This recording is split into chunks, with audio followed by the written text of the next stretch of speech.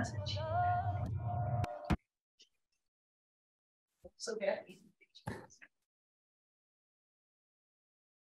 okay, I'm going to stop sharing screen and hope you enjoyed the video. I get goosebumps every time I look at it. So just a little teaser of what you guys can definitely expect when visiting Portugal. So let's get started. Ricardo, the mic is yours. Thank you for being here once again, my friend. And Yes. Thank you. Thank you. Thank you all. Thank you for the invitation. I'll try to be very brief, but just to give a short overview about the Portuguese real estate market and specifically the Portuguese housing market, its rationales, how it is going. I'm sharing my screen, hopefully. And just very briefly explaining, it is sharing. Please just confirm, Antonio, if you can. Okay, thank you. Very briefly, Confidencial Imobiliário, we are a data bank. Our activity is producing data and statistics and databases about the Portuguese market. We are an independent source that is used by all the main players in the Portuguese market, investors, agents, banks, government, and so on. So we are not an agent or appraisal. We are a data source. And this is all the data that I'm going to present. It comes from our information system. It is CIR, Residential Information System. It is a system based on real transaction prices. Basically, it gathers the information about transactions from all main players in the Portuguese market that report us the individual data about each transaction that they make.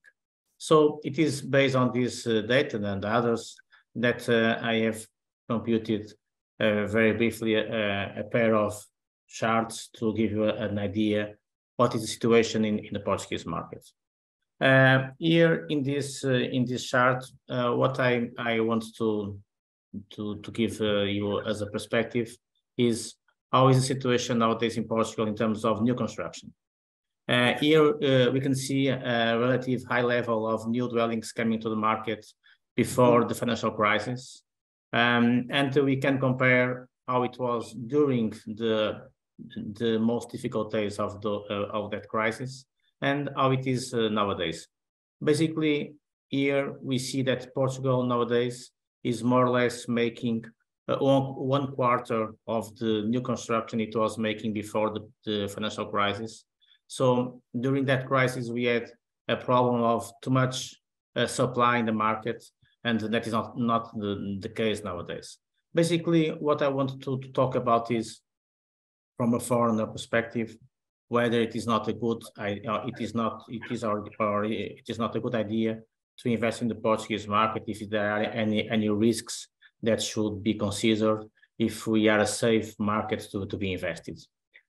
Here I compared the dynamics in terms of construction with the dynamics in terms of transactions, and basically we see more or less that all the transactions that are coming to the market, all the new dwellings coming to the market are being sold. This is basically how we are nowadays. So we are in a moment that can be said with one of the lowest levels of new construction of the last decades. At the same time, we have a lack of houses in the market. I would say that is the major problem in the Portuguese market. We have a huge increase in terms of new residents, foreigners living in Portugal. Here you can see that it rose from around 400,000 in 2016 to 550,000 in 2022. This is a huge increase for our reality in terms of population volume, number of people living here. This increase more than 350,000 can compare to the major cities. Only 2 cities in Portugal are bigger have a population bigger than this volume, namely Lisbon and Sintra.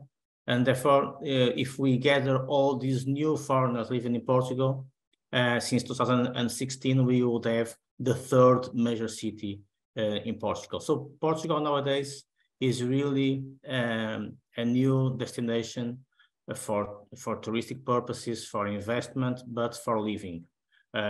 Several nationalities, I can say that we follow individually each new transaction in Lisbon. And in Lisbon, we have more than 70 nationalities buying each year. It is a very structural number and a number that really gives the perspective that Portugal is being demanded for several nationalities and for several reasons, not only dependent of one or another nationality. Of course, these are difficult times because we have higher interest rates and this causing problems with the inflation. We see here that when we survey the sentiments from players, they are not so positive in terms of market transactions, sales transactions, or volume in terms of sales. But after a period of, I would say, some negativeness in terms of how our price is going to be in the future, now things are getting better. And I think that the second half of 2023, with inflation decrease and interest rates stabilization, things appear to have the chance to at least to stop in terms of falling in terms of market volume. Here we have our house price index. It is very impressive to see that prices in Portugal had an increase of almost 90% in 2022. So it is a market that is really going up in terms of prices. But we have also to see where and what is causing these changes. So basically, market is not so positive in terms of volume, but it is positive nowadays in terms of price trends for the future. In fact, some figures from our information system, they confirm the market sentiment. Here we have the number of transactions. Here we have the increase during the year of 2021, basically with some transactions being done in the end of the year because of the pandemics. And then we see 2022 decreasing in terms of number of transactions. Of course, the war, the inflation rate, the increase in interest rates caused this change. But now what we see, and the last quarter, we see a return to positive numbers in terms of quarterly variation on the number of transactions. So I will say that the market found a floor, and now it is expected to be stable in volume. One thing, as I said before, that is really important to understand about the Portuguese market is the supply dynamics. So here we have the number of houses available in the market to be sold, both new and second-hand houses, and we see the trend since 2016. This is really the main topic because, as I said, we have low level of construction and we have a high level of demand, both for national families, of course, so for the from the Portuguese families, but especially from internationals. And internationals are not only people driven by the Golden Visa.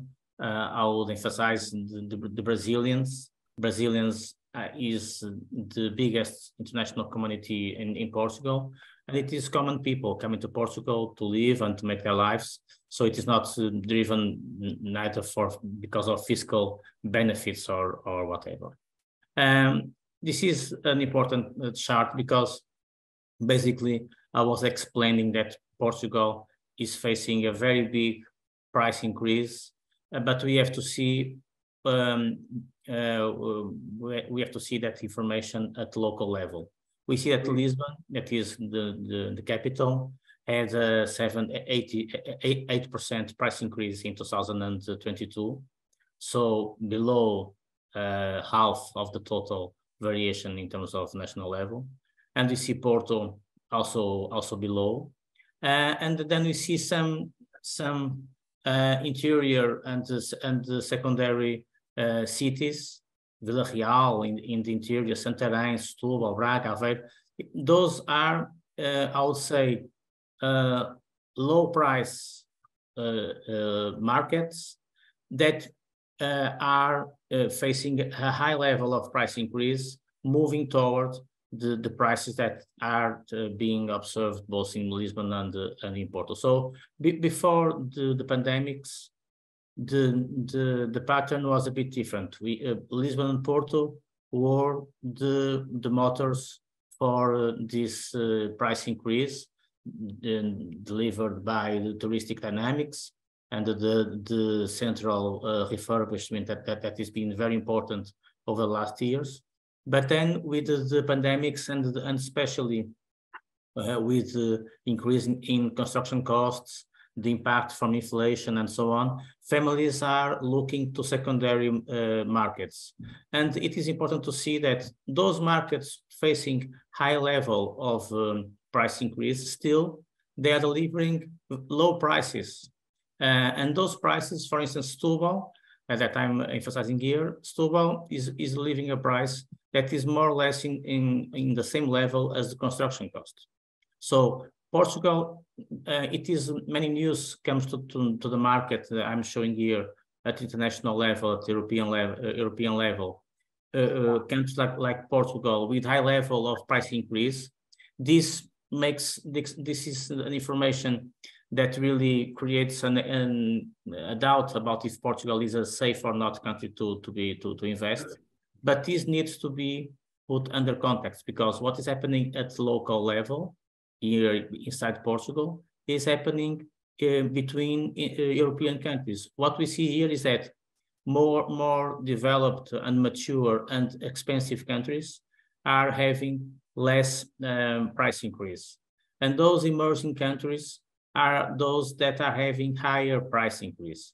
So basically what is happening inside Portugal is the same that is happening between European countries, that is prices being more near from the mature markets and the less mature markets. And of course, the less mature markets facing high price increase because they are also departing from low price levels. Here I can share some figures. This is our information system. This is our platform where we have several databases and topics about the market dynamics and so on. I was here just choosing here to show charts with the prices in the main markets in the region of Lisbon, Oeiras, and Cascais. We see the average of transaction prices per square meter over the last 12 months, finishing last May. And here we see average prices around, I'll say, 5,000–6,000 euros per square meter. Of course, when we see the high-end markets given by the percentile 95, we see higher level, around 8,000 and 9,000 euros per square meter. This is an important idea because, of course, Portugal was a very cheap market 10 years ago and before.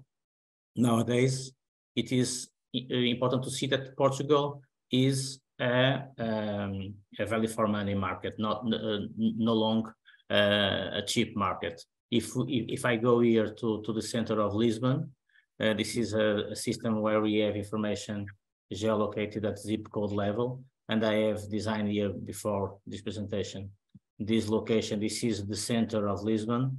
Of course, we can see here at the high-end market prices around 12,000 euros per square meter. This is we can find several locations in Portugal at this level in Lisbon, at Algarve.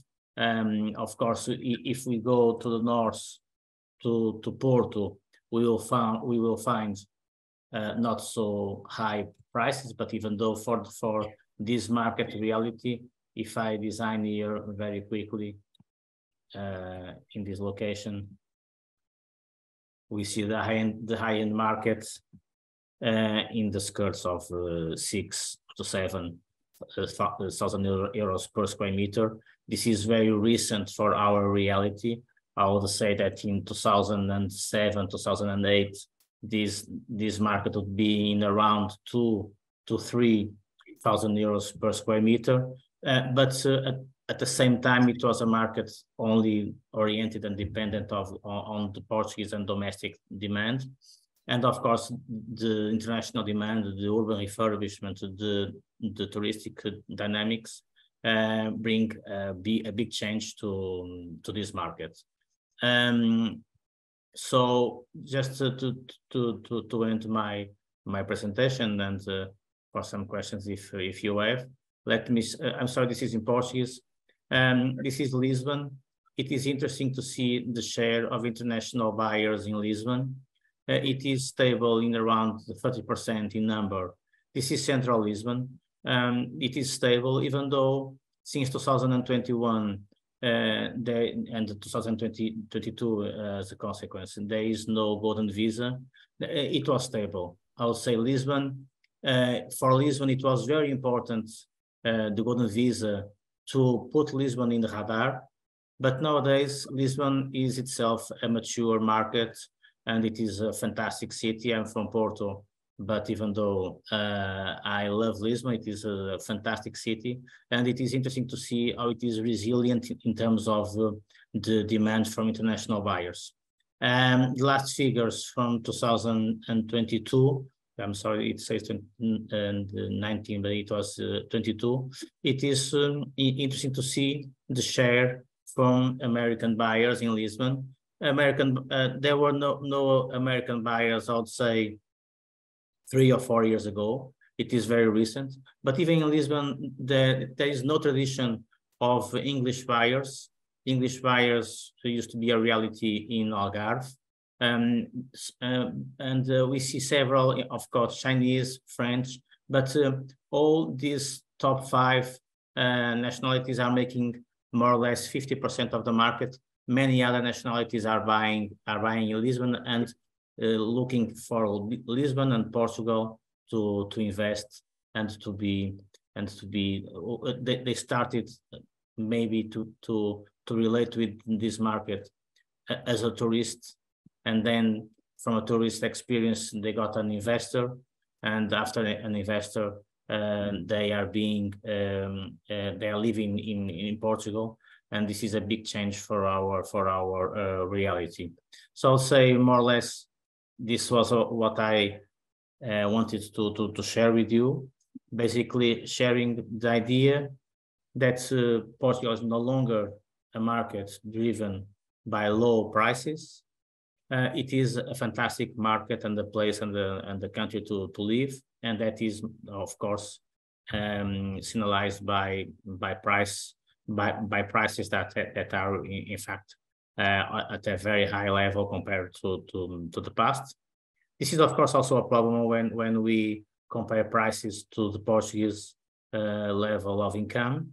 But no doubt that foreigners are critical for the Portuguese economic dynamics. And so it is to the Portuguese government to find the solutions and not to put a question if we are better with or without foreigners, because Portugal is a small market, it's a small economy, and big opportunities can arise as a result of its increase in terms of population and diversification in terms of nationalities. So for the Portuguese economy, it is a big opportunity to have international buyers and now from USA. Thank you. Thank you. Does anybody have questions? Yeah, they'd like to ask the gentleman when we got him right here? Any questions about the economy? Okay, I'll be right there. Oh, thanks, Dave. I have a couple questions coming your way. Okay. Thanks. Hello, I have a question. You mentioned in the beginning that mostly new dwellings. You came back from Portugal a few days ago, and even though we didn't do much research, but even visually, there was even seems to be blocks of abandoned houses and houses in disarray. When we looked into a few of those, the prices were extremely high, and it seems like those houses were in this state for a while. So what's going on with that? It's really hard to, from a US perspective, really hard to understand why there's no investment interested. And it was a prime on properties. I mean, the Waterview, downtown. So what's up? So did you hear the question? Well, I'm not sure. I think it was about the refurbishment and old buildings abandoned in the city center. I'll just make a comment about if you came to Portugal 10 or 15 years ago, it will be dramatic what you would have found both in Lisbon and Porto centers, totally abandoned city centers, and the cities were spreading to secondary municipalities in the surroundings. It was impossible to invest there, and basically the main reason is because of the lease market and the fact that the rents were frozen like for 1 century in several phases, and this led to the impossibility of owners to invest on their buildings, and some buildings still have one tenant. And that tenant enables the owner to refurbish the building. So it has been done a very big work. Lisbon and Porto are very different. It was supposed to take 1 generation to refurbish each, but I would say in 10 years or maybe in 5 years. Many buildings were refurbished. This was like a miracle. No one expected this, and this was possible, of course, from touristic demands and international investment. But there is still a lot to be done. This work is, I would say, in the middle. There are externalities whenever one building is old and abandoned. It harms the other buildings in surroundings. When one building is being refurbished and is active with tenants or and shops and people passing by, that this building is having a positive impact in terms of the surrounding buildings that are more attractive to be refurbished. So this is a very long process. But it is in the middle. A lot is to be done. Many investment chances are still to be taken. Was there any other questions? We have one more question over there. Gentleman there. We have another question for you, Ricardo. Good afternoon. I'm curious about Brexit and what your data shows regarding Brits buying before Brexit and after. Has there been a decrease? Is it the same? What's going on with that? I'm not sure if I heard. The question was the before and after of what was the Brexit? Brexit. And the Brits. Go ahead. That was the question? Yeah, the before and after. I would say that Portugal benefited from Brexit. because there was a moment, the worst part in Brexit was while Brexit was not decided, and how it was going to be. Those were more difficult years in 2016, 17, but then British buyers, they reinforced their investment in Algarve. Because Portugal has a particularly, it's interesting to observe. It is maybe one of the few countries with sunshine and monetary stability and social stability and so on, political and so on. So many foreigners buying, they are looking to protect their savings. And so for British buyers, it is two in one, because they buy a house, they benefit from the house, they love Algarve, and at the same time, they are protecting themselves in terms of monetary risks and investing inside the Eurozone. This can be said for also other nationalities. For instance, Italian buyers were investing in Portugal when the Italian banking system was in risk. For instance, Turkish buyers were found in Lisbon when there was more political stress in Turkey. So basically, what we can see is that whenever there is a problem, political, economical problem in some country, it is expected to see buyers from that nationality landing in Portugal. Anybody else have a question that they'd like to ask? Oh, we got one more over there. That'll be our last question, so we'll move on. Yes, I was wondering, do you invest in real estate personally in Portugal? Are you an investor? Who's the question to, Ricardo? Oh, yes. Ricardo, that question goes to you. Are you an investor? No, I'm not an investor. I only invest in data. I didn't hear the question. I'm sorry. They wanted to know if you were personally an investor in Portugal.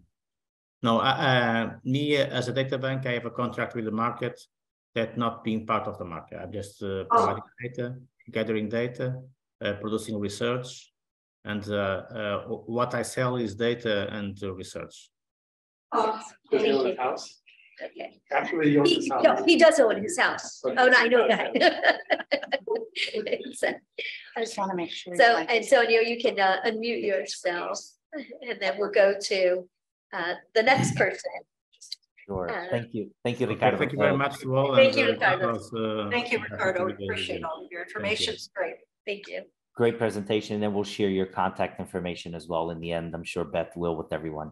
And so without further ado, a lot's been said since February 16th about Golden Visa. So we have Michael Maxwell, definitely, and also Dr. Sandra will jump in afterwards. Some changes hopefully will be made tomorrow, but let's talk about what the Golden Visa process is, and actually through the real estate investment trust funds, right? The REITs, as commonly known in the US, which is the quickest way of getting into the Golden Visa program without going through buying a house, which is another residential part, but we'll talk about that afterwards. But Michael, and your experience also with Portugal a little bit, because you also chose Portugal to move here and to live here, right? So definitely, maybe people would like a little bit of a background on that. I think it would be great to know.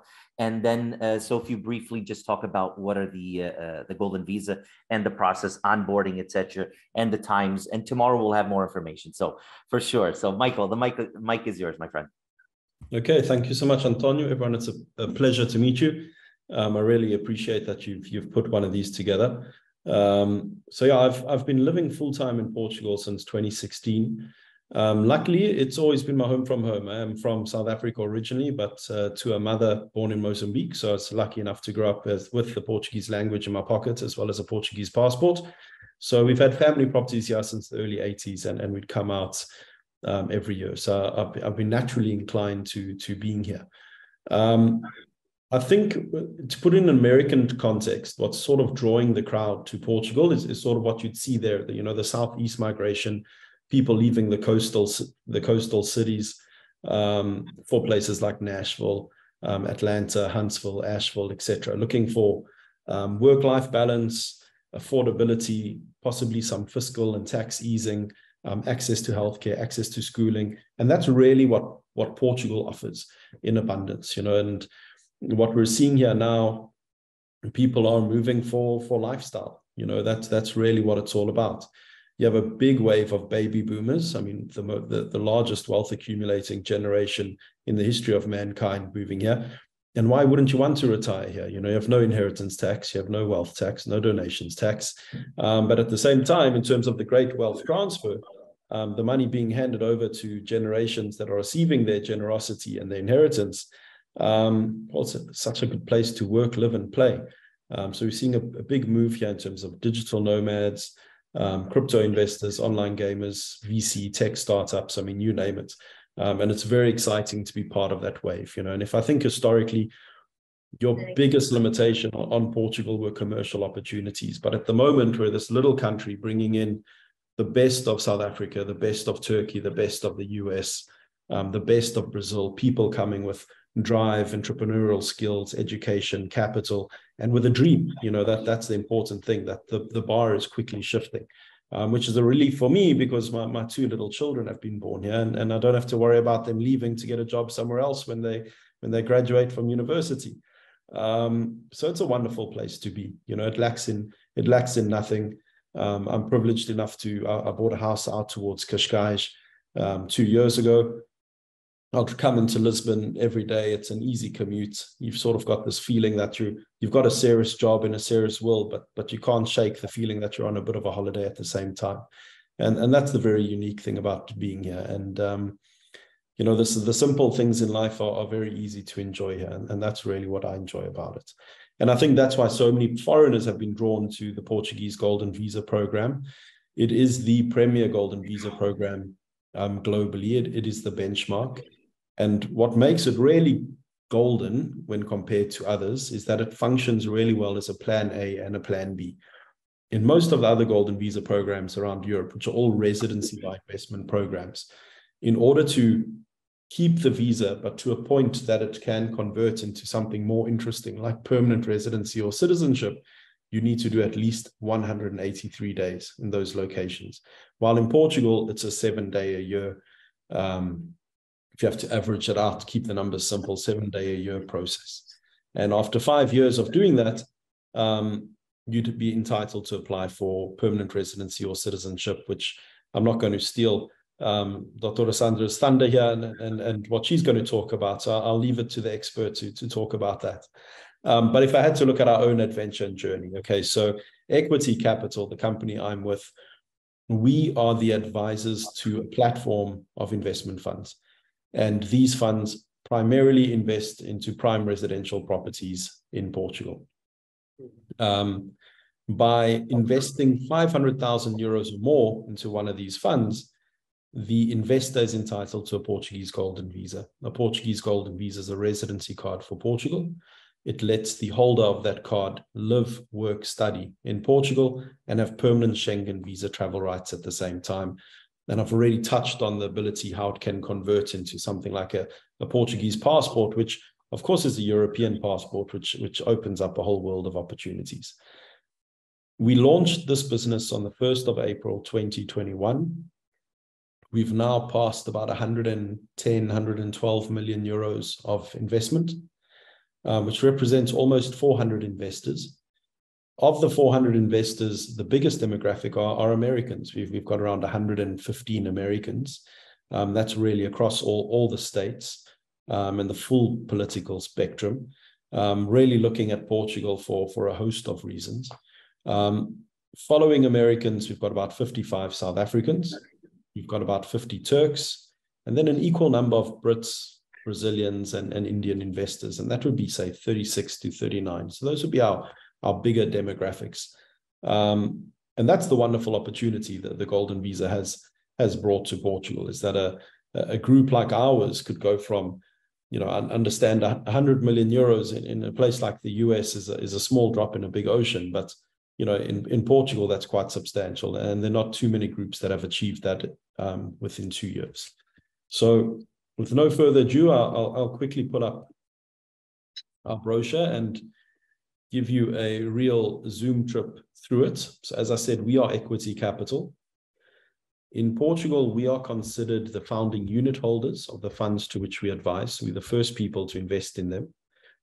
Every single fund has its own independent, licensed and regulated fund manager.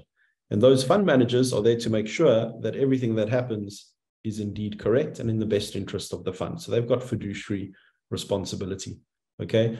They're regulated by CMVM, which is our SEC equivalent, a draconian regulator that certainly doesn't play any games. And the funds will each have their own independent, licensed and regulated custodian bank.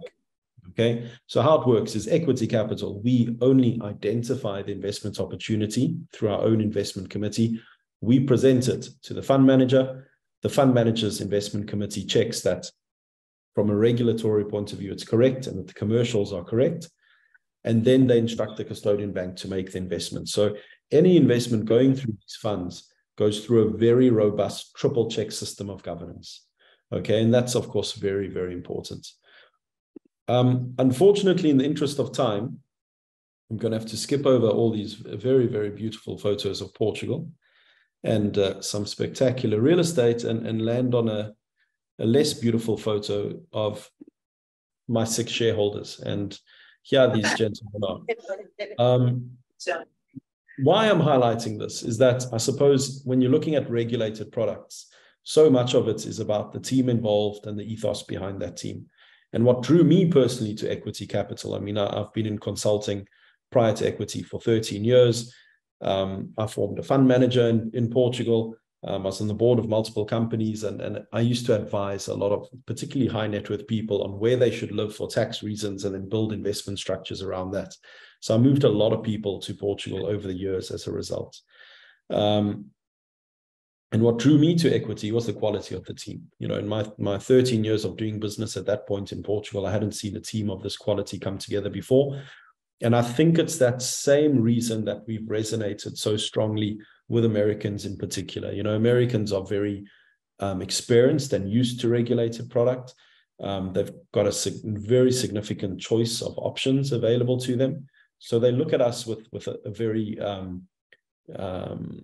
critical eye in a way. You know, they really analyze things closely. And I think it's really the quality of our team that separated us from most of our peers.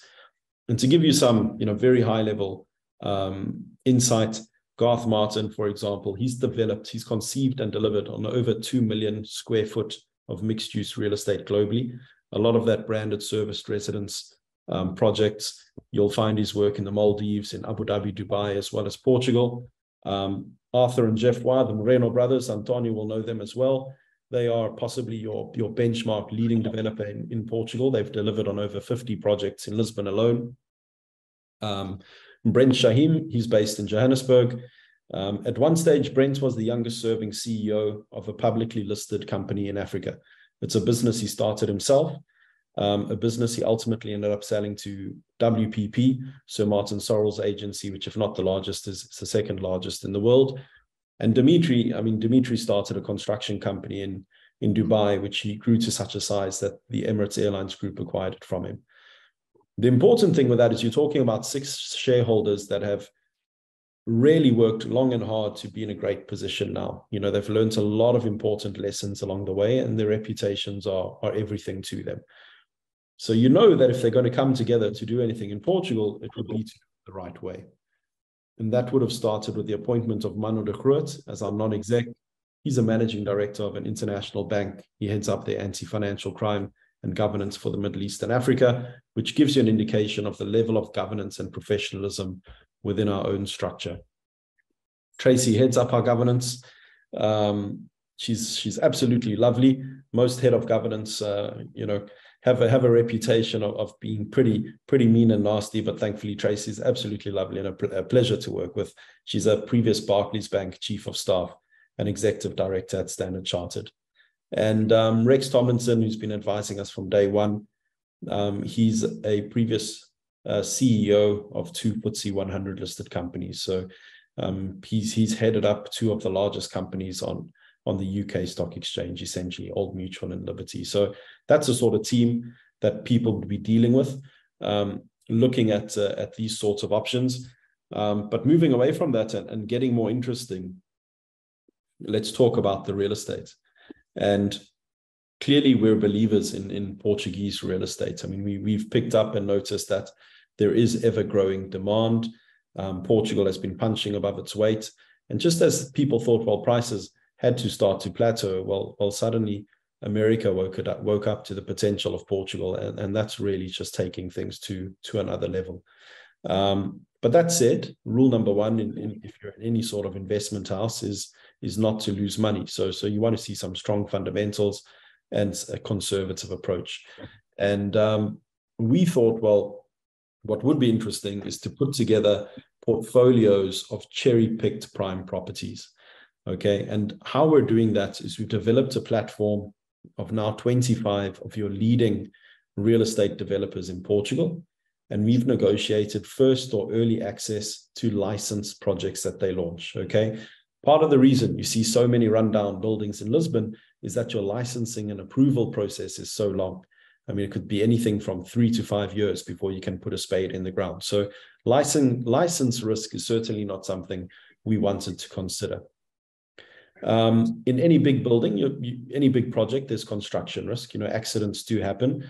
But in historical European cities, what also happens is as developers break ground, they'll come across some sort of artifact, and a museum has to move in, dust that off, and that can put construction on hold for a while. So that's another thing we want to mitigate.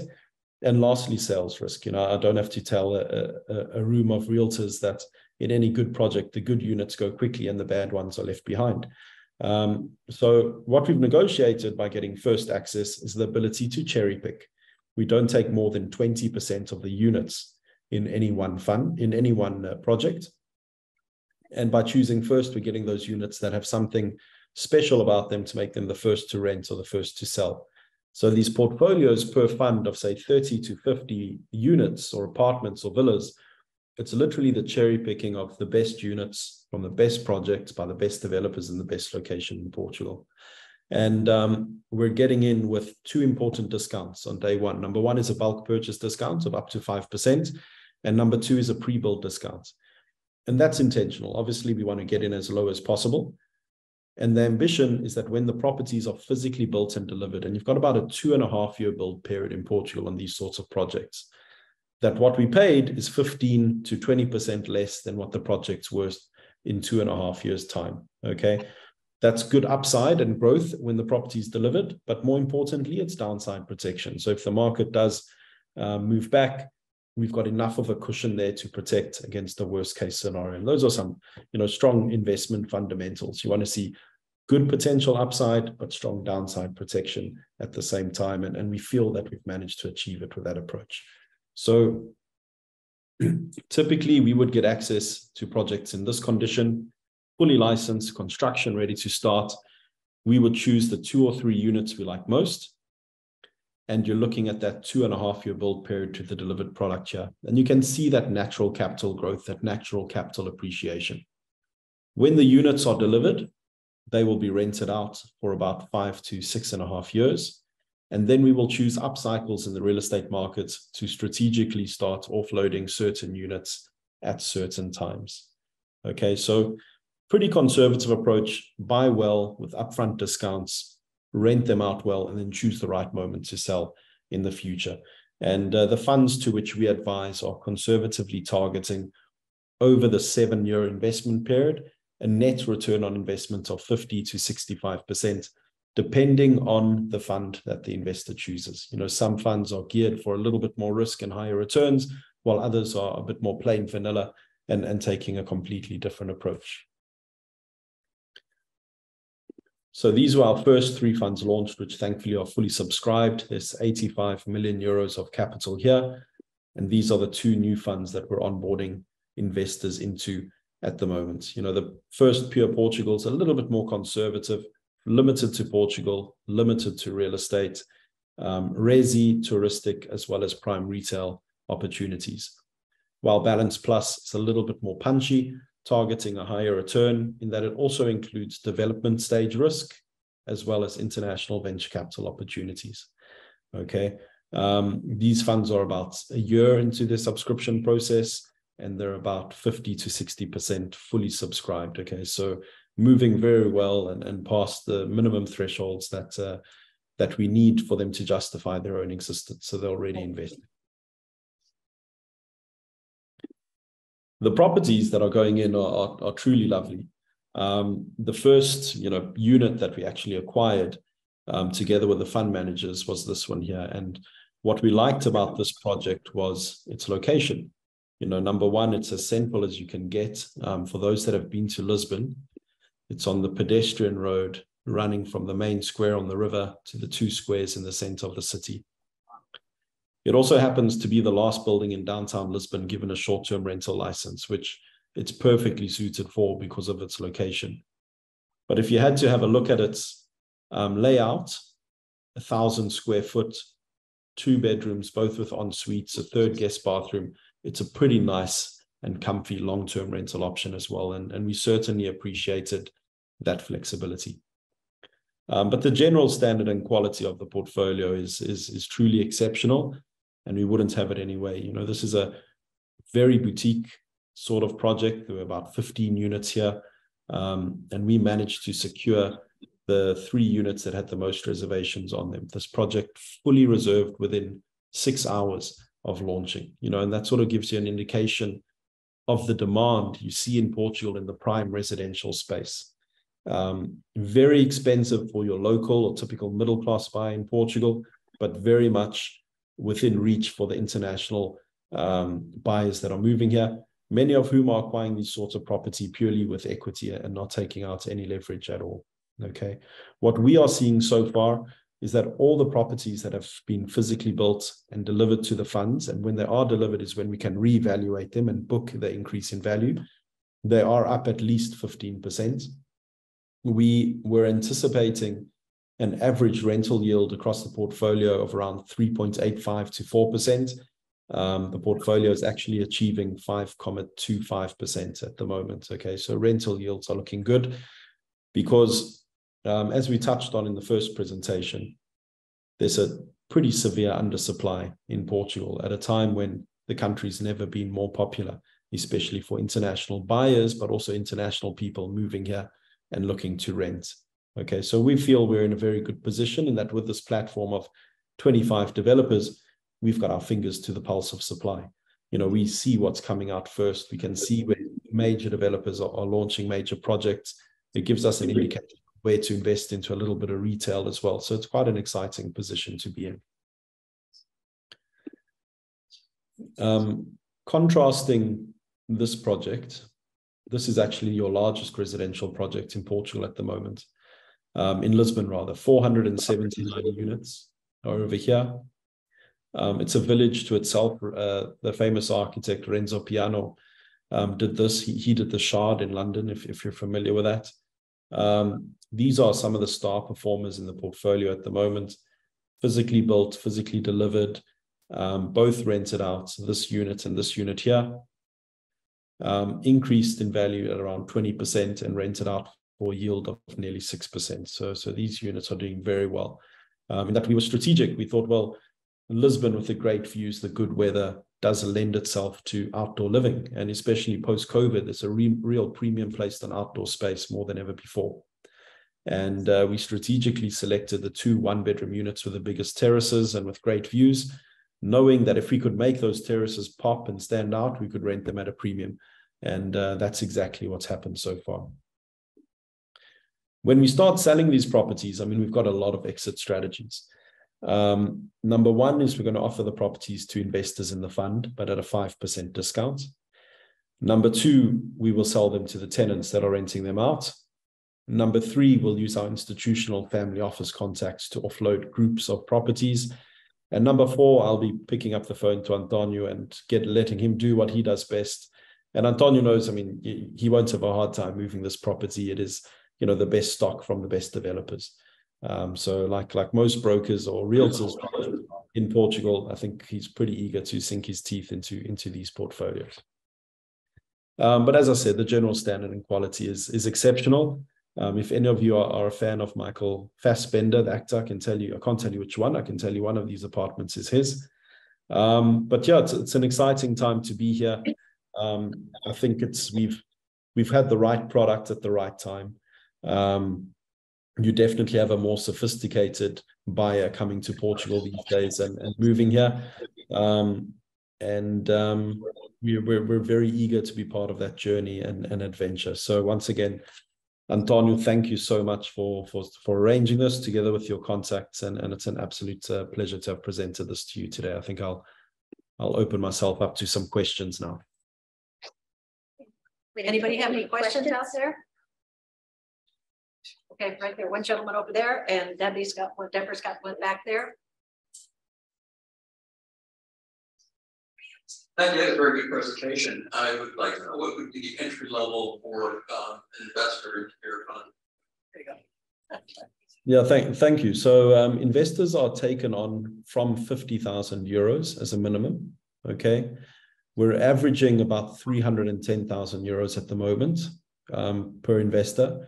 But if investors would like the investment quality and a golden visa, it would be a 500,000 euro investment. Debbie.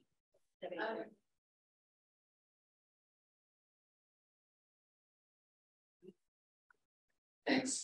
I just want to know, when you as an investor invest in just like an apartment or condo in that complex, or do you have to invest in a fund, the whole fund? No, those developers sell on the open market, and that's a lovely accent you've got there. It's yeah, so absolutely, these are developers that sell to the open market. These are locations where they're typically not golden visa locations. Okay, so these developers do sell to a lot of people that are looking for investment properties or second homes in Portugal, and you can source them through the likes of Antonio, no problem at all. Thanks.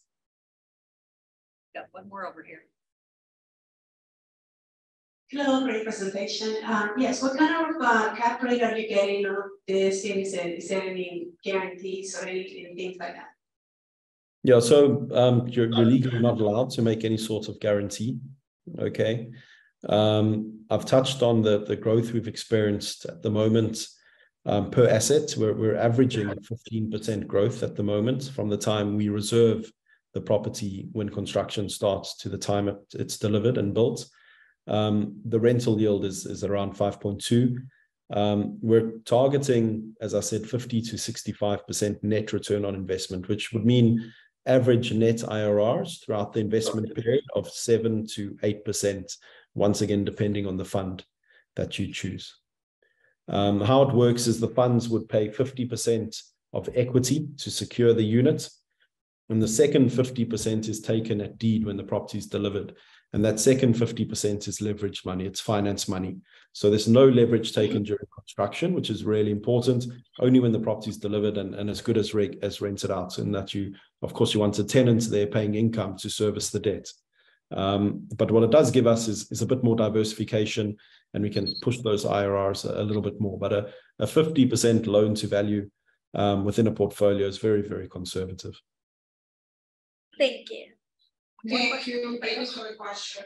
Can you tell me about the taxes? So these funds for investors that are not from Portugal are tax neutral. Okay, so there's zero going in to the fund and zero going out. Where taxes are paid would be at the company level below the fund. So the fund finances companies with a mix of debt and equity. Most of it is a loan, most of it is debt, and that's more tax efficient. Okay. But the returns I mentioned earlier would be net, obviously. So they're after all fees, taxes, costs, and profit share. You would then obviously pay tax in your home jurisdiction, presumably the US. And as the bulk of the investors are American, as I mentioned, we've got over 100. The funds do all PFIC reporting. Okay, so it's communicated in a transparent way in the format that the IRS wants to see, which means that American investors can make their the QEF election, their qualifying something fund election, which would mean that there's no punitive taxation in the US on the income derived from these funds. The funds, the way they're designed are clearly structured to maximize capital gain. Okay, so most of the income would come in years 6, 7, and 8 when assets or properties start getting sold. Okay, that said, the intention is to pay out quarterly dividends from about year 3, and that will come from the rental income that the properties generate. Thank you. And our next speaker will be Sandra. If you can unmute yourself. And Beth, just 1 second before. Thank you, Michael. And guys, we're a bunch of realtors, not only listening in and in the room for sure. We love referral fees. So there are referral fees to be paid, just like in purchasing a home, investing in through EQTY equity funds. Me and Michael, we worked out a referral payment for realtors. So definitely reach out. I think you could share if you have that portfolio already, Beth.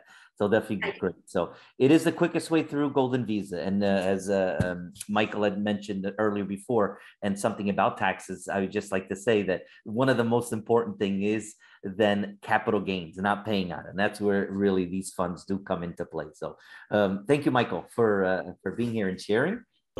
And I think what we should add is it looks like the fund route will become pretty much the route to a Golden Visa moving forward. Okay.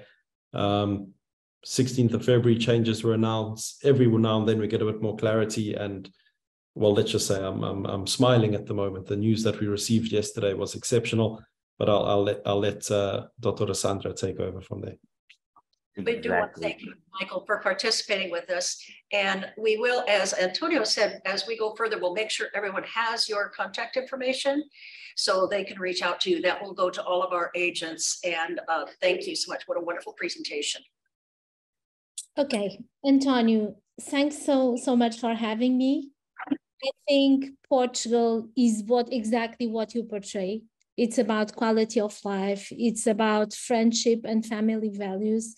And what we observe here in the office is happier and healthier clients, expats moving to Portugal. So I think this is, and people also come because of safety, because strangely enough for the Portuguese because of democracy, of tolerance. And so we have lots of Americans coming because they feel this is a better country to raise their children, because this is a country that accepts better their ideas. And strangely enough, this is a very common reason why people are moving here. I must tell a story. When I started my office 7 years ago, I talked with Portuguese lawyers based in the US that were also US lawyers. And I tried to convince, let's bring investors to Portugal. Let's bring people to Portugal, retirees, because of the NHR that we have over 10 years. And they said, you're a crazy woman. They have no clue where Portugal is. They think you're a part of Spain. They think we are Latinas. They would never, what a crazy idea. You will never succeed in that. The thing is, 7 years passed, and naturally we have lots of Americans, and I didn't have to promote Portugal. I didn't have to make great connections. We just did a very good work for some American clients, and once brought the others.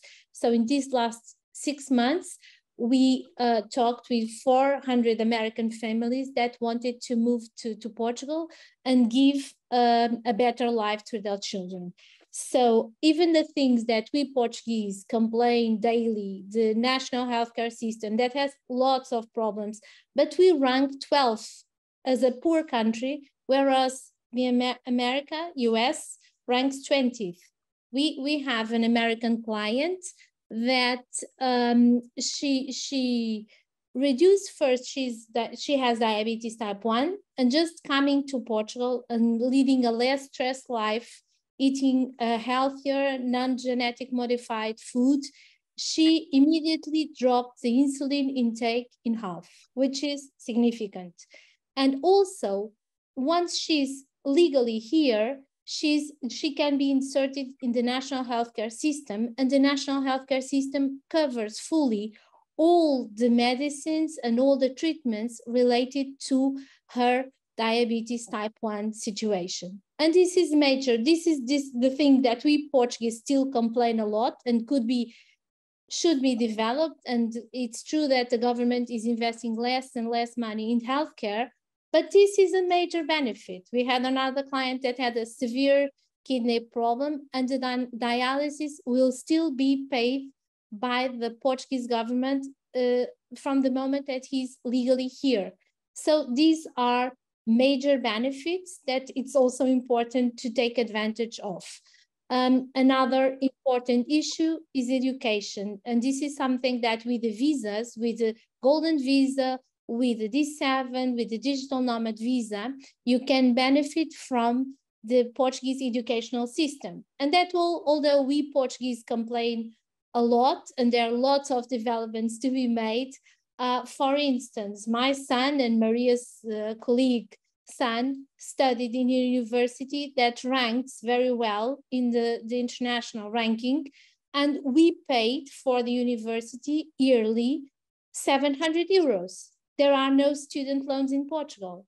And this, I think, for everybody is a major benefit, and it's a basic feature of democracy, because although it's not perfect, there's lots of things to be done, but educational, it's a little bit, at least in university, in terms of university, is a little bit more democratic than in the States, at least as the situation is right now.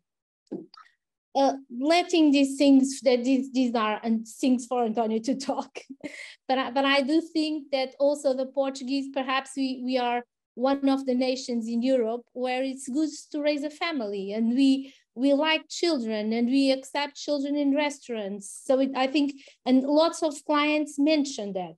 And in some other countries in Europe that I took my children, for instance, in the I won't mention the country, I think it would not be appropriate, but I talked to an elderly lady, perhaps in your country, definitely you treat better a dog than a children. It's better accepted to have a dog in a restaurant than a children. But this is definitely a family-oriented country, and it's a democratic country, very tolerant, where different ideas, although very Catholic and conservative in some aspects, different ideas, different models, gay couples, different people are accepted. And this is why we rank every year as one of the best countries, most welcoming countries for expats, and also one of the best countries in terms of quality of living, and also best destination for digital nomad visas and retirees. And now I will talk about the teams that Antonio asked me to come here to talk. I won't share screen. I will do it the old way. I make a disclaimer, perhaps I won't cover all the aspects, but please come back to me, send an email if you have additional doubts. And of course, in the end, I will be open to Q&A. So acquiring a property in Portugal is a very safe and a straightforward process. Typically, in the beginning, there is very often a reservation, and you pay something like 5,000 to 10,000 euros, and this is a gentleman's agreement. And during very often, the money, the amount that you pay as reservation is refundable.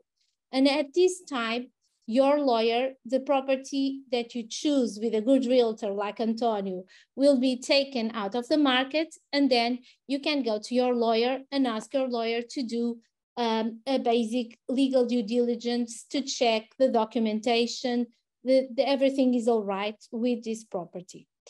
And it's important to mention that everything, the land registry is online.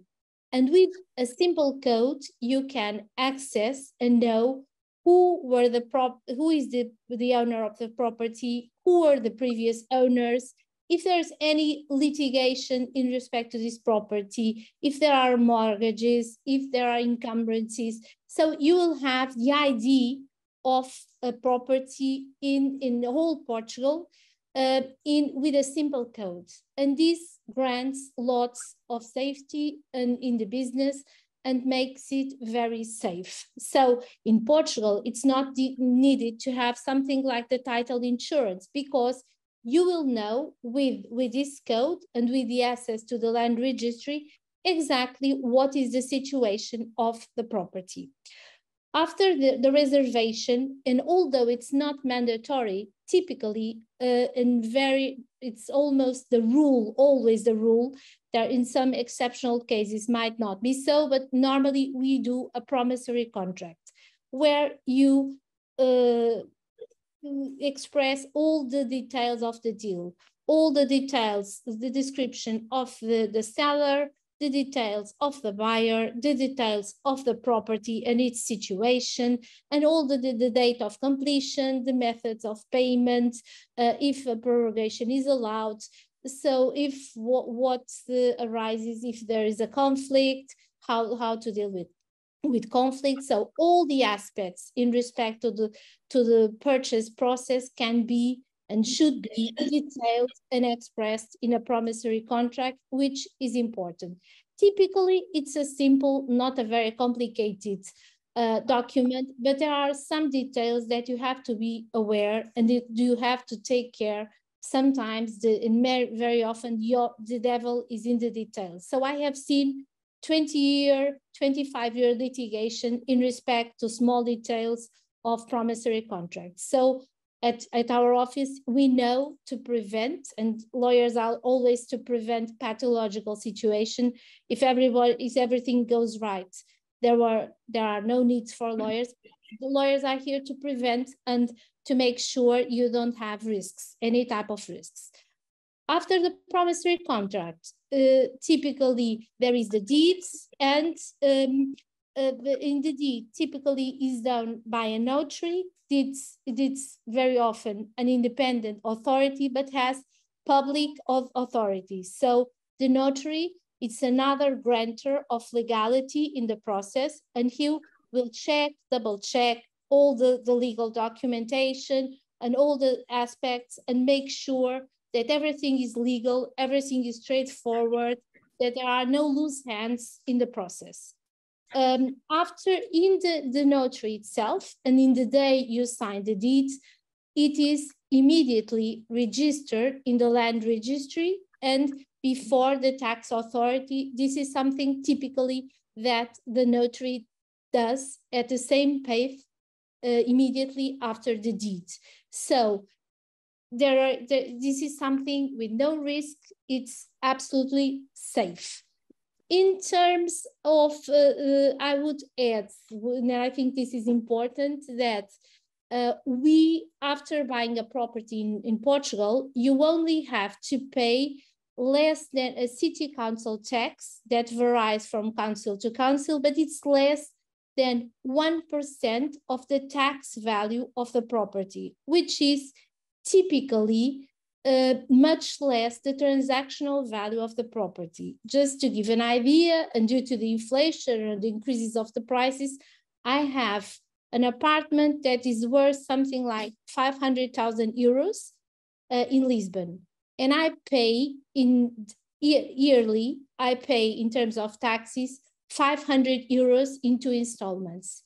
This is much less than 1% because it is based on the tax value of the apartment. And this is a major advantage. And whenever I'm talking with foreigners, lawyers about tax, they cannot believe that we pay so little. We know that French people, many times in situations of inheritance or other situations, they cannot afford to keep the properties because of the real estate taxes. And so in terms of buying a house in Portugal, financially, I believe this is a major advantage. Another major advantage, and also talking about the safety of the process and picking up on what Ricardo was saying, we have a national statistic institute that gives that, although it's a little bit below perhaps the market, that gives the value for the state of a property. So you can have indicators, official indicators, you can have an independent appraisal, and you can be sure that you are making a good deal. And many times these appraisals take into account the lease value of the property and also the situation in the market of very similar properties to the one you are acquiring. And the fact that the real estate market is becoming more mature in Portugal grants more safety and more stability and more guarantees for those buying property here. I think I'm done in respect to the properties, the acquiring a property, and then I will go to the visas. Michael already told about the golden visa, and the golden visa, at least in the feature that we knew in these last years, is about to die, but I think that we will have some kind of substitute. Probably for sure real estate investment will be out of the possibility, but there will be other investments that will still be allowed in the future visas that we will have similar to the golden visa. The golden visa, the major advantage of the golden visa is that you do not need to reside in Portugal, which is the situation of all the other visas. So you can acquire the possibility to reside in Portugal. One investment, it's possible for your children if they are dependent, or even your parents and even your parents-in-law. So 8 people in a hypothesis situation, 8 people could come under one investment, and you could bring all people to reside in Portugal, and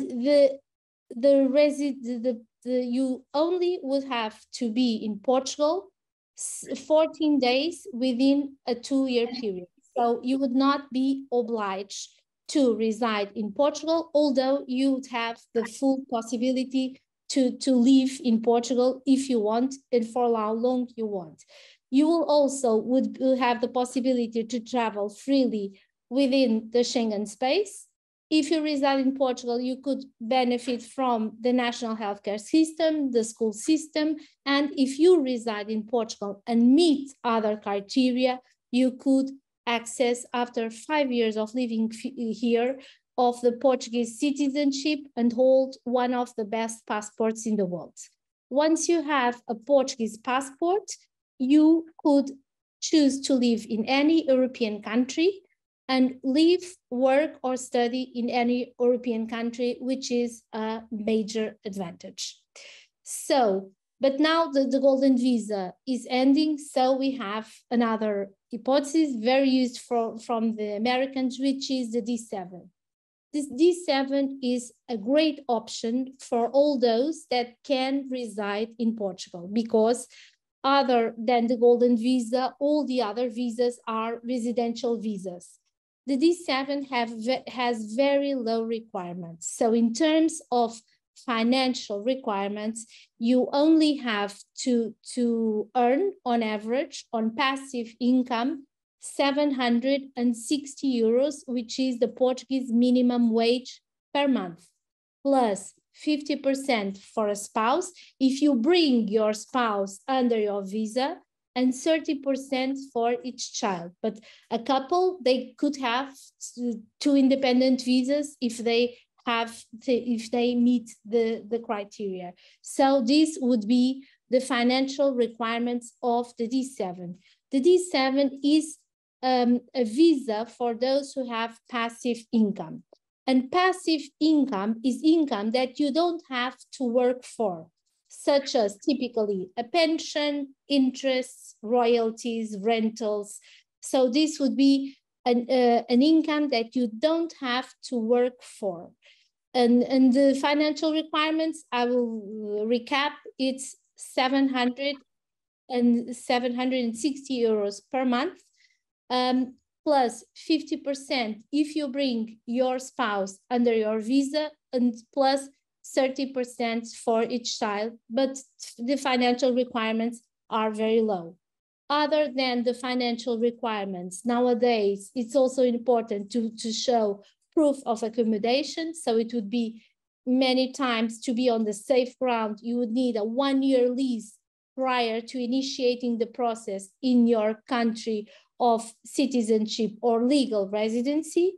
And as a third element, you have to bring your criminal record and show that you're not a criminal to the Portuguese authorities with us. But even we have several cases in the US that of people that 25 years ago had done some minor criminal things, but in the US, in Portugal, it is erased after some time. But in the US, everything stays there. But that is not an obstacle to get a D7, and those things that were errors from the youth, and this could be explained, and these people could get a D7 visa. So doing a recap, you have to prove financial means these 760 euros on passive income that you don't have to work for, proof of accommodation, 1-year lease, and also your FBI criminal record. Other than that, there are Portugal has lots of advantages. Bureaucracy is not one of them. So there are lots of little details in terms of notarization and other details and the formalities that are important to make sure you have a successful application. So this is the D7. Recently, in the end of 2022, we created a digital nomad visa, following other countries in the world. And this digital nomad visa is for those who have active income. Not only digital nomads, not only people in tech, but everybody that is working remotely in Portugal and being paid by a foreign entity can use this digital nomad visa. So you just have to prove that financially you earn on average something like 4 Portuguese minimum wages, which at this moment is 340 euros, plus 50% for the spouse, plus 30% for each child. And you have to work to show a contractual professional relationship with a foreign entity. This is what you have to prove for the digital nomad visa. Just a recap, and this is important, that initially the digital nomads would come under D7 visa, although the D7 was created for those with passive income. But due to this trend during the pandemic time, the Portuguese authorities allow digital nomads to come under the D7. Now that we have a specific regime for the digital nomad visas, those who have active income will no longer can use the route of the D7 visa. What I think it is important, because money is always a big topic, is to talk about the NHR, the NHR regime. So Portugal created more than 10 years ago a non-habitual tax regime.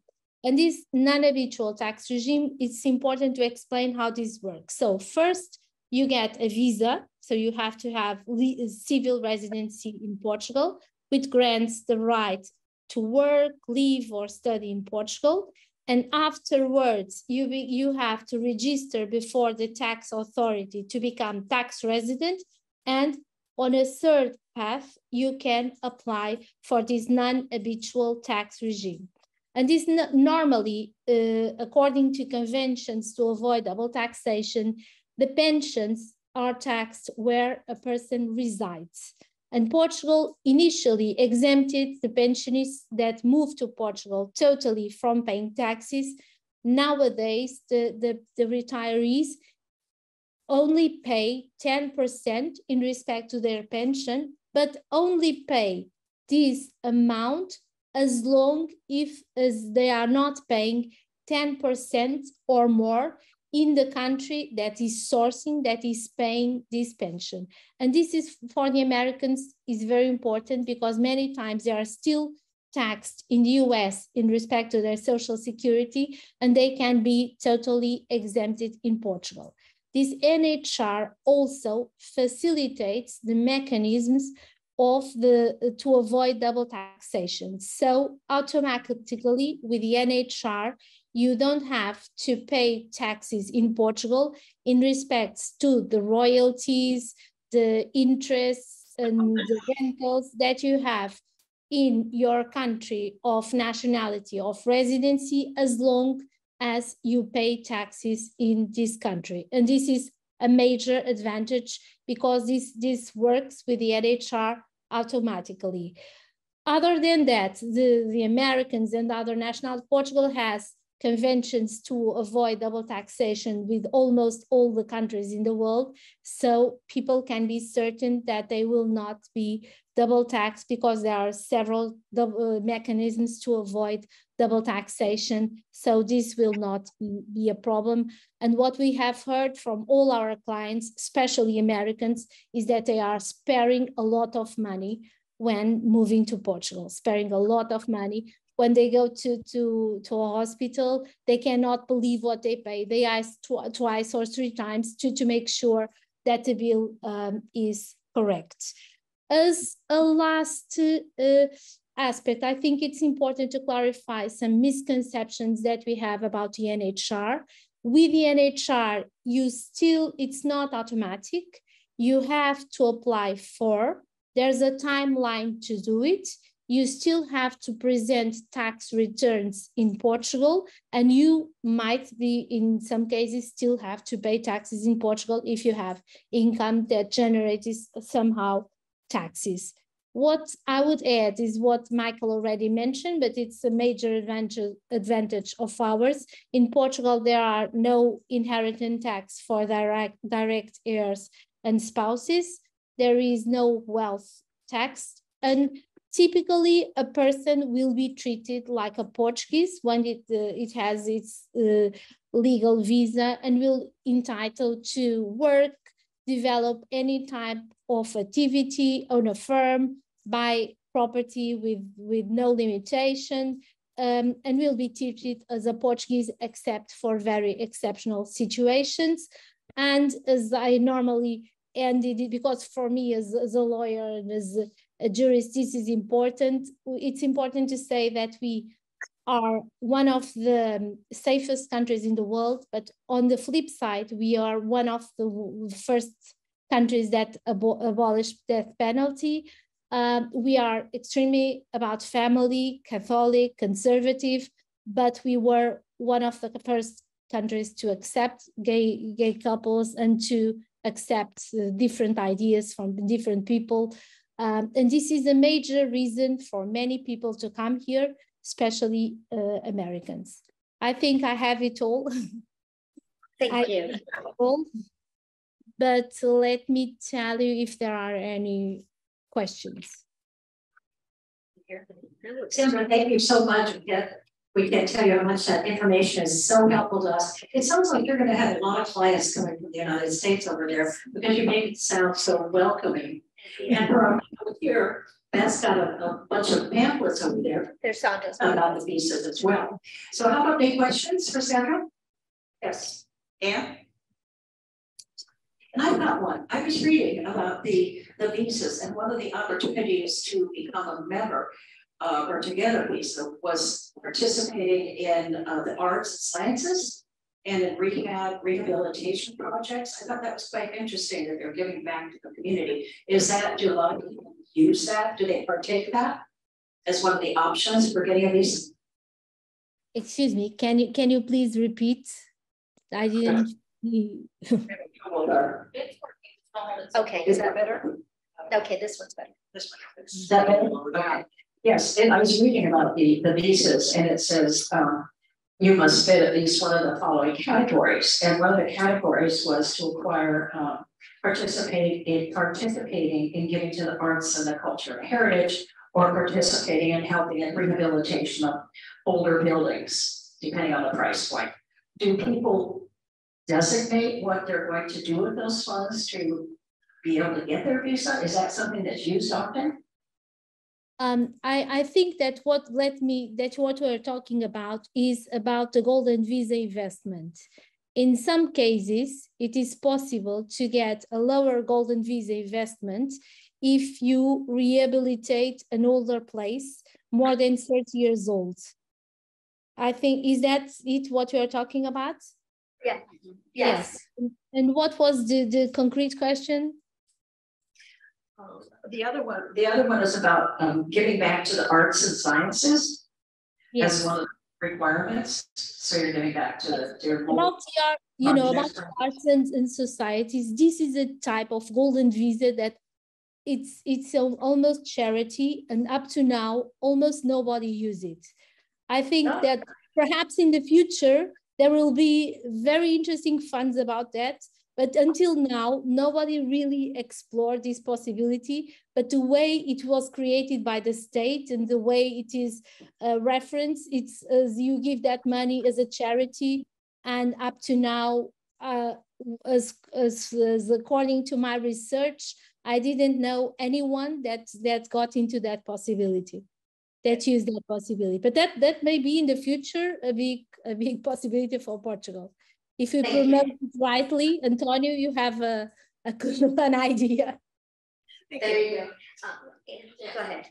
Hi, my name is Anne Schneider, and I have a question. I'm European myself, so I'm dual citizenship, and thank you for welcoming Americans. Anne, I don't think she can hear you. Oh, thank you for welcoming Americans to Portugal, especially having the access to the social system.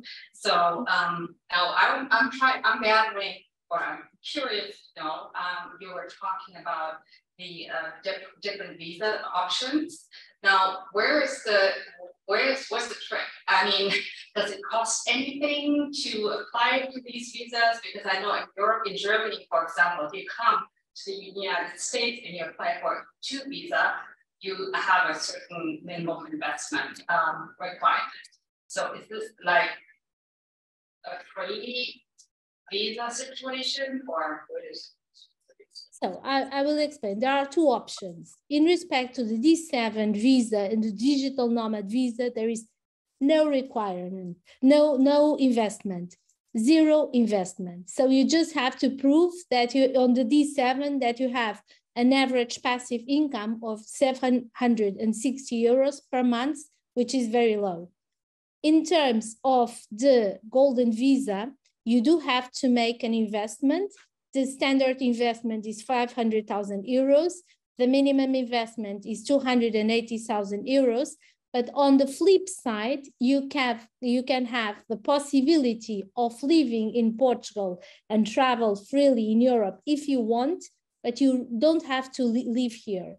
You can stay, the minimum stay requirements are 14 days within a period of 2 years. So we have these 2 fantastic options of visas that don't require investment, but you have to be in the conditions to move to Portugal and to meet the requirements for these visas. If you cannot live in Portugal, this is the last chance, because the government announced that the golden visa will end. So we are every day waiting from the government to give the final cut and say no more applications. But until now, until the law is changed, applications are allowed. But this is the last chance you have to go for the golden visa if this is something that you want, because it has major advantage for a person that doesn't want to leave the US and has to have the freedom and the possibility to live in the US or another country. And in Portugal, this is the very last chance, these last days to apply for a golden visa investment. Thanks, Sandra. Thank you. I have a question. One more. Hello, Sandra. My question is, when you purchase property in Portugal, do you actually also purchase the land or is it just the building? And my second question is, I forgot it. That was one question. Oh, what is the average rent of, let's say, a 2-bedroom, 2-bath unit in Lisbon? Yes, this is a very tricky and complicated question. If in respect to land, you can buy land or not buy land. You can buy an apartment and you are not buying land, although you will be co-owner of part of the common spaces of the building. But you can also buy property with land. This is something that you can perfectly do. In Lisbon, we recently got a 2-bedroom apartment. It's not in the prime areas for 1,200 euros, but the prices are getting higher and higher. So it would depend on the features of the apartment and on the location. Location is everything, and location and the type of buildings changes everything. So it's if you gave me the locations, the concrete features, I could give you some notions of prices. Like that, it's difficult. But we got for a teacher that was going into an international school recently. It was in something like Carnaxide. It was not prime central Lisbon, but we got a nice apartment for 1,200 euros with 2 bedrooms, and she was super happy because in the US she could not afford such an apartment. Okay, thank you so much. I have having trouble with our mics here. Go ahead. That better there. Thank you so much, Sandra. Thank you for participating. It's just been fabulous. And I know we will be, as I mentioned, we'll be giving your contact information out. Yes. And any other questions that people may have, we'll make sure that we get those to you at a later date too. But thank you so much. And now we're back to Antonio. I believe that you'll introduce our next guest.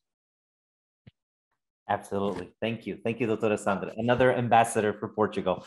We're all ambassadors, everyone here on our team, and Michael and Ricardo, and without a doubt, Susanna is also another ambassador for Portugal.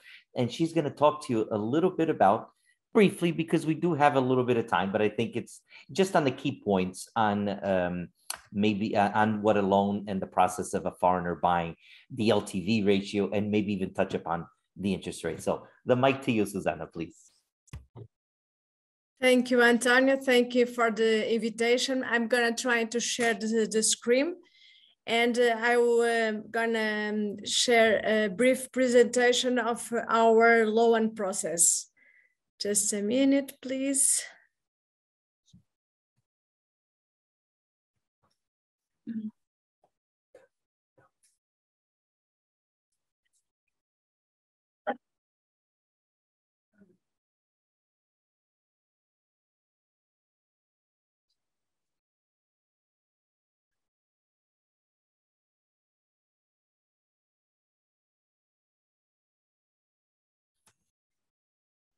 Can everyone see my presentation?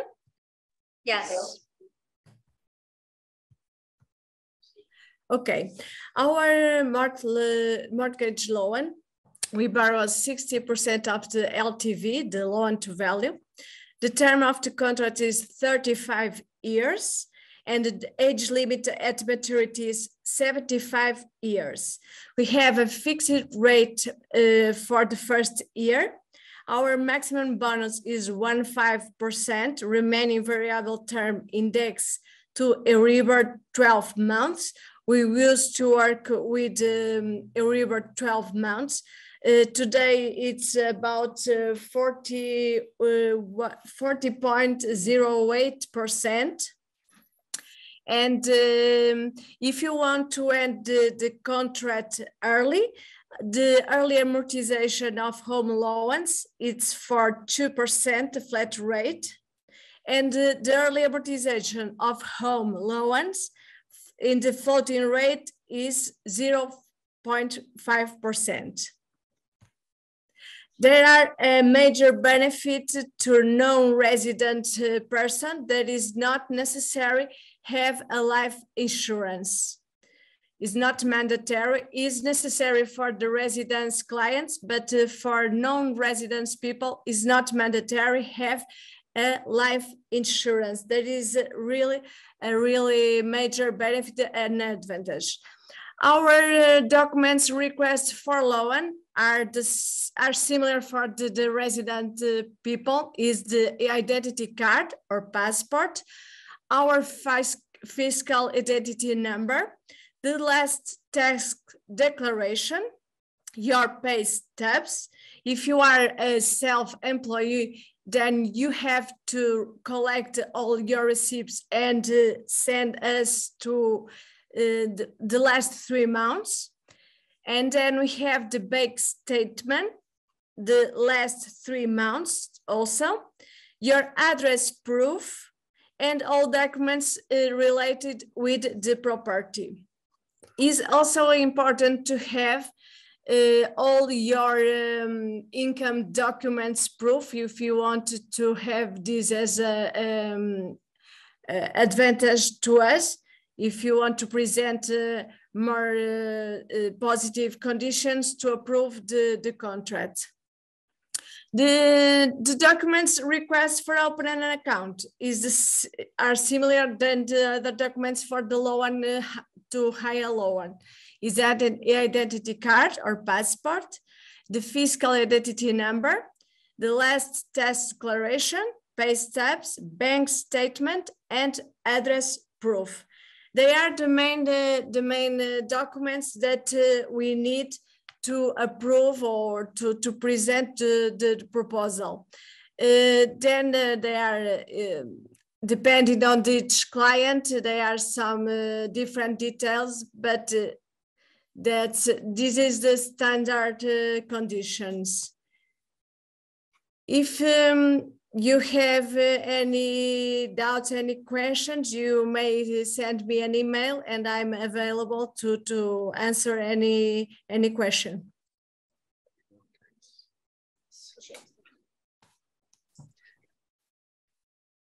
I have a question for you, Susanna. What would be the average turnaround time from the start process to closing on the property? May you repeat the question, please? What would be the turnaround time? How long would it be from the time that we apply for the loan to the time that we close on the property? The loan gets approved and close on the property.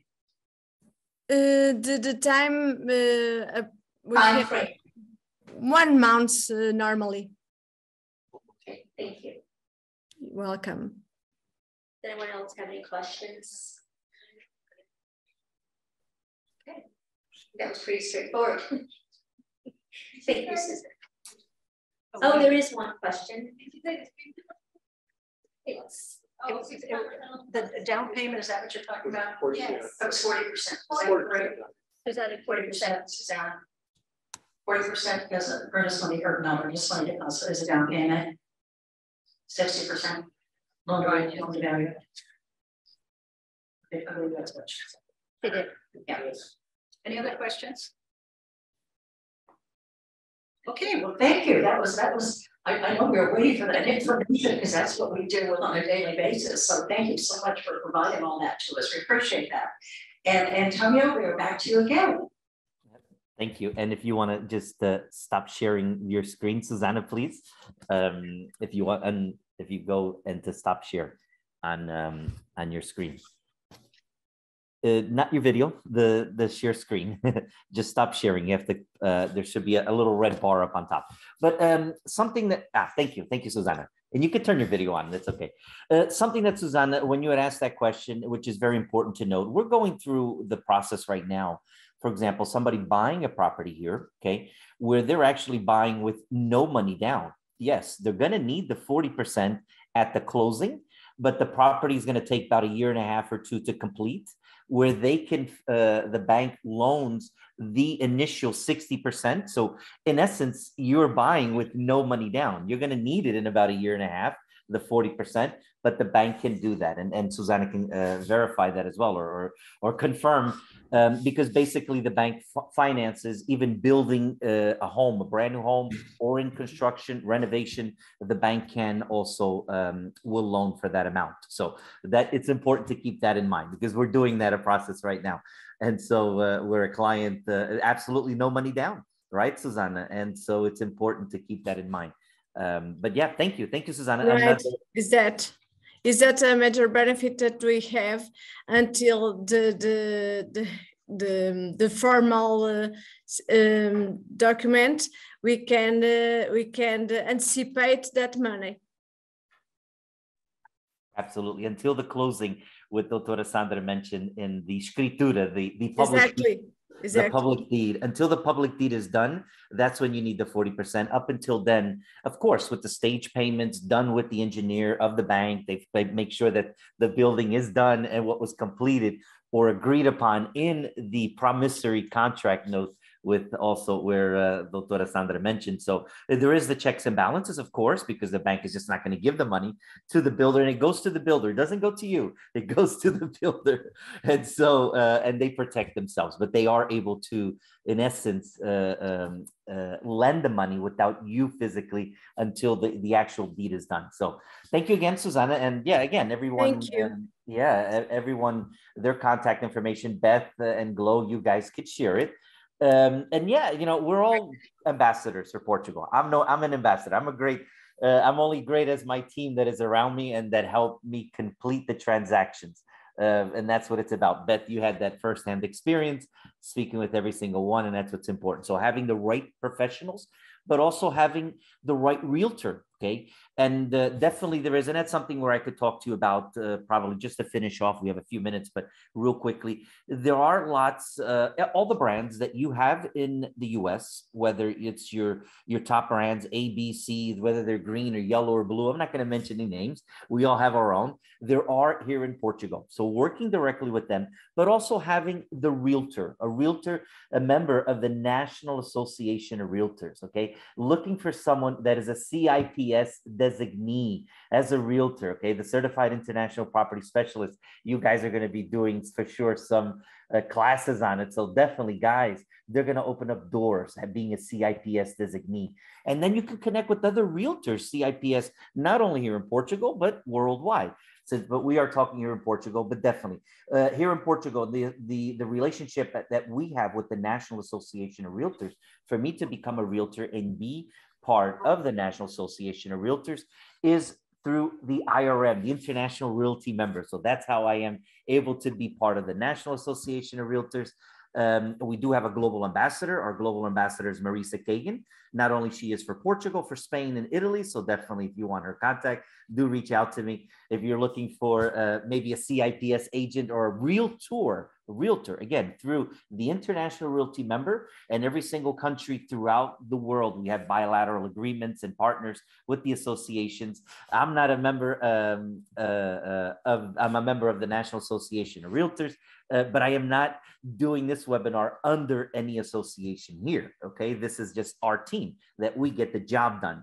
And so thank you, Beth, but it is a special relationship working with a realtor. And a realtor is not a term to be used lightly. It's someone that's a member of the National Association of Realtors. And we guide ourselves by the strict code of ethics. And that's ultimately how you're going to work with any realtor there in the US and here in Portugal. And we have quite a few, 102, I think, now at the moment here in Portugal and worldwide. So finding out and sourcing out a realtor to work with.